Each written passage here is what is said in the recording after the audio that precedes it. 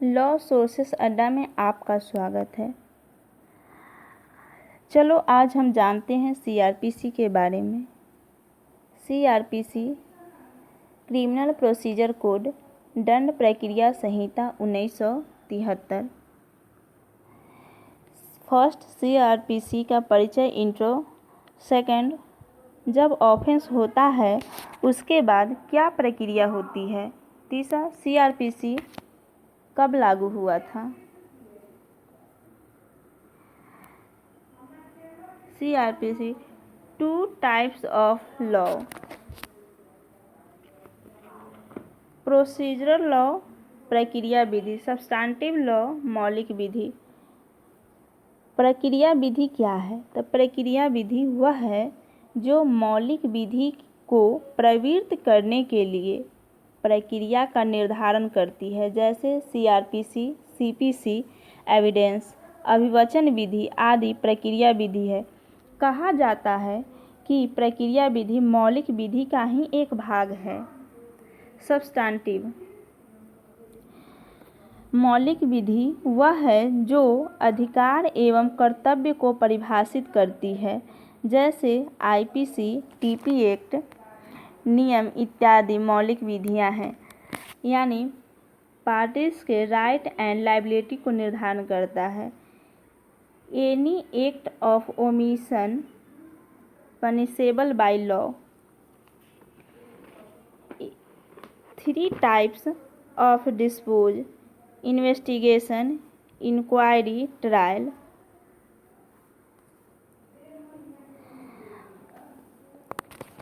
कोई भी अपराध ऑफेंस होने के बाद सबसे पहले एफआईआर या कंप्लेंट किया जाता है। क्या किया जाता है? ऑफेंस कमिट होने के बाद एफआईआर या कंप्लेंट किया जाता है। एफआईआर 154 और कंप्लेंट 2D में है। यह अपराध होने की बाद की एक प्रक्रिया होती है। अपराध होने के बाद एफआईआर करते हैं। कहाँ होगा एफआईआर? तो पुलिस स्टेशन में। उसके बाद 2H में इन्वेस्टिगेशन होता है। इन्वेस्टिगेशन का मेन पर्पस होता है कलेक्ट ऑफ एविडेंस। जिस केस को पुलिस ऑफिसर इन्वेस्टिगेट कर रहा है उसका वो आई विटनेस होता है। और मेन पर्पस क्या है? Collect of evidence. उसके बाद police report send to magistrate section 173 sub clause 2 में। उसके बाद कॉग्निजेंस होगा।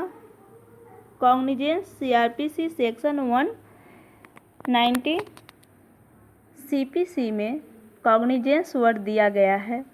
कहाँ पे है? तो सेक्शन 9 में दिया गया है कॉग्निजेंस वर्ड को। उसके बाद कहता है आफ्टर कॉग्निजेंस के बाद क्या होगा? ट्रायल होगा। ट्रायल कितने टाइप के होते हैं? तो 4 टाइप। सेशन ट्रायल 225 से 237 सेक्शन में है। वारंट ट्रायल 238 से 250। समरी ट्रायल 260 से 65 और समन ट्रायल 251 से 259।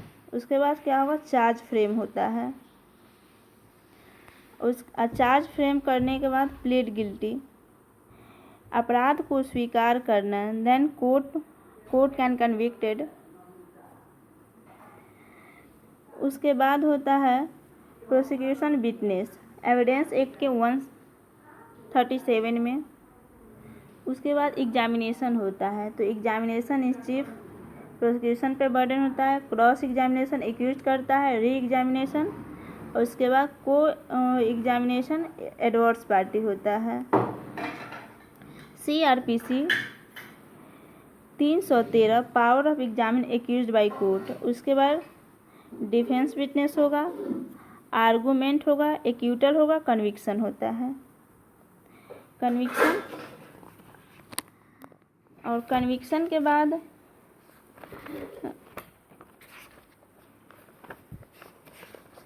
उसके कहता है in case of death sentence subject to confirmation by consult high court section 366।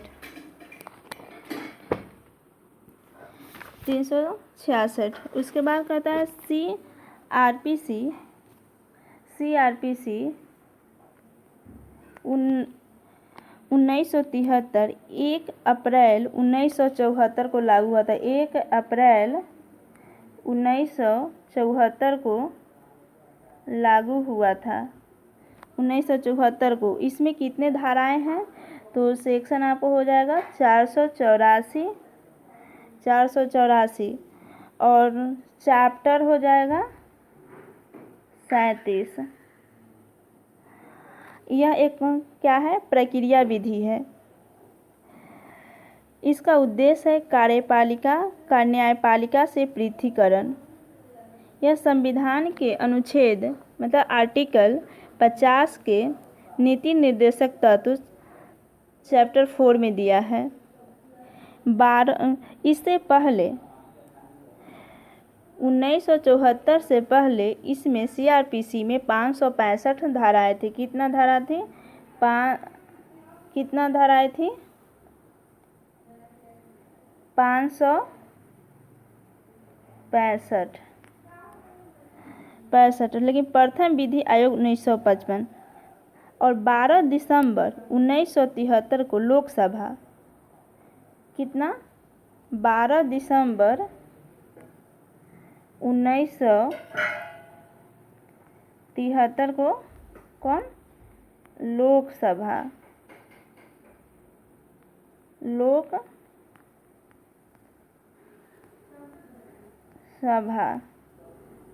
Lok Sabha और 18 सितंबर को